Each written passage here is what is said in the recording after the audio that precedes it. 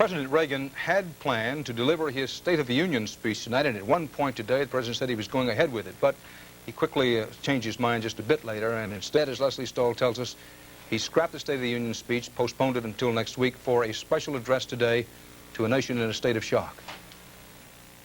President Reagan ordered all flags on public buildings flown at half-staff, proclaiming a week of national mourning, leading the country in what he called our pain.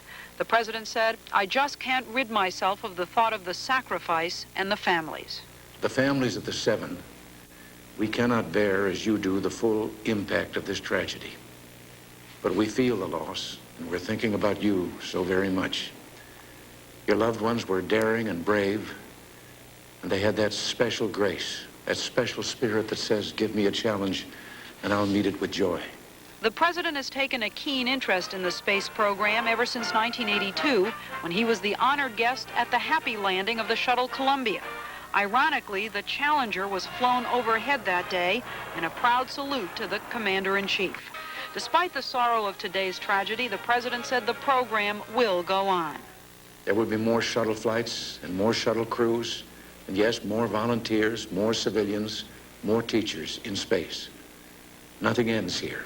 Our hopes and our journeys continue. It was President Reagan's idea to send civilians into space and to make a teacher the first.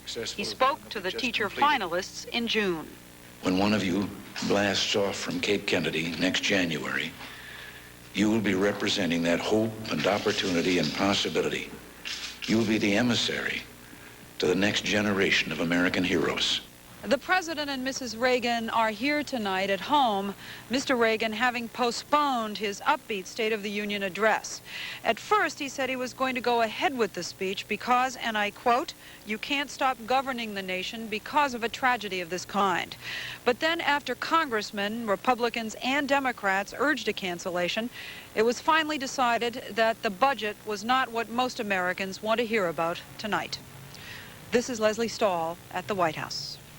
From the great Atlantic Ocean to the wide Pacific shore, a nation mourns 7 heroes.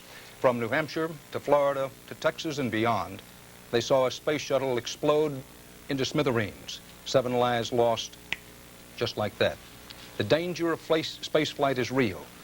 That was real fire, real flames, and real death. But says President Reagan, we will continue our quest in space. Is it worth the risk? Has the space program come too far, too fast?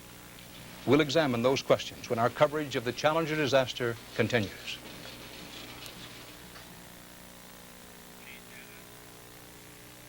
This is CBS.